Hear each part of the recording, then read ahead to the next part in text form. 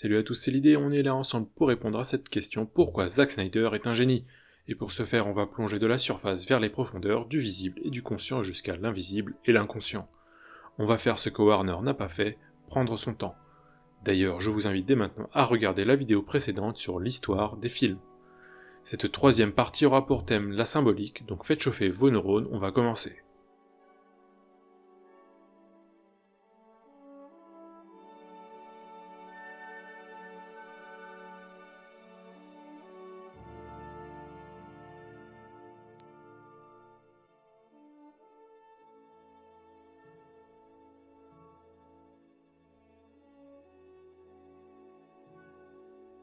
De mes souvenirs, les créateurs de Superman sont des Américains de culture juive, et en cela il n'est pas étonnant de voir un large parallèle entre la vie de Superman et celle de Moïse. La syllabe El dans Kal-El ou Jor-El est d'ailleurs très présente en hébreu, par exemple dans les mots Elohim, Eli, Israël, et renferme en eux l'idée du divin. Tel Moïse, Kal-El fut recueilli dans son berceau spatial par une famille qui l'adopta avant que ne soit révélée sa prodigieuse destinée et ses pouvoirs par son père biologique, ou Dieu dans le cas de Moïse. Mais là où il différa de sa destinée, c'est que Superman décida de devenir le sauveur de l'humanité et pas seulement de son peuple. Je n'irai pas jusqu'à dire que Zod était plus Moïse que Superman, mais d'aucuns le penseront certainement. Oui, ne poussons pas le suspense plus loin, Superman est Jésus-Christ. Le film n'est pas du tout subtil là-dessus, que ce soit avec les vitraux derrière Clark ou les positions christiques dès qu'il vole dans l'atmosphère. Comme Jésus, il sacrifia sa vie pour l'humanité et ressuscita. La comparaison avec Jésus s'arrête là, car le combat de Superman se fait par le poing et celui de Jésus par la parole. Cyborg, on va le vivre de plus en plus. Les guerres cybernétiques sont de plus en plus fréquentes. Il est possible de détruire une usine d'enrichissement nucléaire en envoyant un virus informatique comme l'a subi l'Iran en 2011 avec Stuxnet. Le développement de l'intelligence artificielle et le transhumanisme peuvent autant être source d'espoir que de crainte pour le futur. Cyborg, devenu un dieu numérique, a le contrôle sur tout notre monde, très dépendant aujourd'hui de l'informatique. Ses pouvoirs sont énormes, en responsabilité. Comme lui enseigne son père, le plus difficile est de ne pas voir tout cela. Le numérique est devenu une arme. Peut-être demain une arme de destruction massive. À nous de veiller. Le véritable pouvoir de Flash est de contrôler le temps, et on aimerait tous avoir le pouvoir de remonter le temps et d'y changer certains événements, mais c'est une sacrée responsabilité.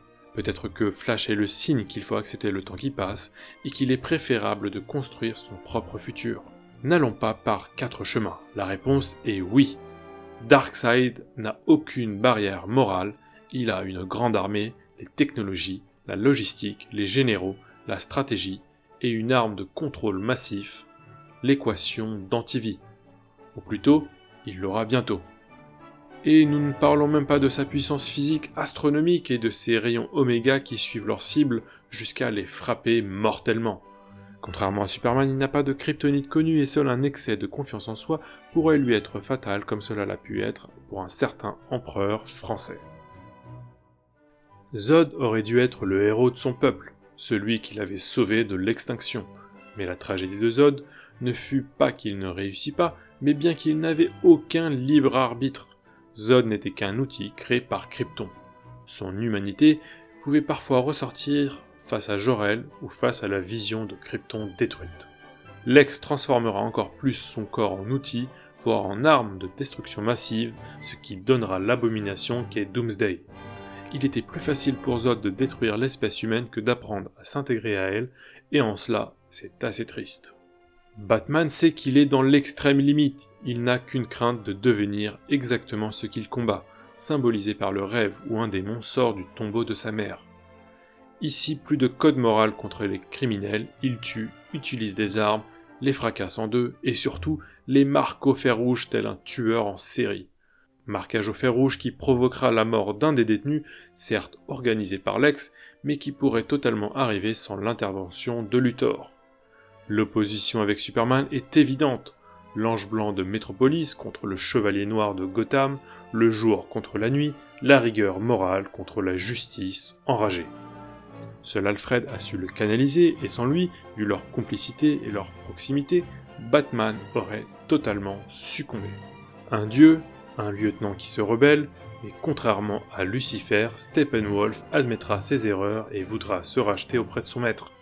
Malheureusement, toutes ses actions furent vaines, et ce nouveau dieu, Darkseid, fut sans pitié et le méprisa aussi dans la mort. Lex Luthor est Zarathustra qui descend de la montagne et qui annonce aux villageois que Dieu est mort. Il cherche à le leur prouver en dénonçant l'imposture de Superman, qui ne peut être bienfaisant et tout-puissant à la fois. Plus qu'un héros nietzschéen, Lex Luthor peut être vu comme un héros prométhéen, sa foi inébranlable en l'humanité et la technique le définissent. Wonder Woman est calme, posée, sait jouer de sa séduction au bon moment, et grâce à son empathie, elle saura toucher Victor pour qu'il les rejoigne. Elle n'est pas impulsive, mais pour sauver les plus démunis, elle se transforme en furie guerrière. Raisonnée, indépendante, forte, combattante, cultivée, séductrice, de là à penser que Wonder Woman est un idéal féminin, il n'y a qu'un pas. Aquaman symbolise à la fois le divin et la nature qui sont en nous. Il est cette conscience humaine de la nature, celle qui respecte les animaux et les environnements dans lesquels ils vivent. L'homme n'est pas séparé de la nature, il en fait partie. Et si Dieu était à la fois en nous, dans les animaux, les végétaux, les étoiles? Et si Dieu était dans tout? Qu'est-ce que tu en penses, hein, Spinoza? Dans les 3 films, plusieurs moments s'attardent sur de simples hommes et femmes. Mais pas n'importe lesquels, des figures héroïques symbolisant différents milieux. Le héros familial, journalistique, militaire, politique et scientifique. Jonathan Kent sauva d'abord une fillette face à une tornade et après avoir sauvé son chien, il se sacrifia pour que Clark protège son secret et pour qu'il puisse devenir un jour l'homme qu'il est censé être, Superman, le sauveur de l'humanité. Lois Lane incarne cette journaliste de terrain, intègre et honnête qui cherche à informer le public dans un cadre démocratique. Son courage ira même plus loin en aidant activement Clark à de nombreuses reprises. Perry White, le directeur du Daily Planet, lui-même fera acte de bravoure en cherchant à sauver sa stagiaire. Le colonel américain se montra digne face à cette combattante surpuissante venue de l'espace et se sacrifia avec courage pour éliminer la menace. La sénatrice Finch incarne cette politique, intègre qui croyait aux idéaux de la démocratie et de la liberté, mais qui se fit avaler par le machiavélisme d'un monde très dur. Enfin, Silas Stone sacrifia sa vie en face de son fils pour qu'on puisse localiser les boîtes mères, ces armes de destruction massive. Nous sommes capables du pire, mais aussi et surtout du meilleur. Et vous? Vous êtes un des héros ?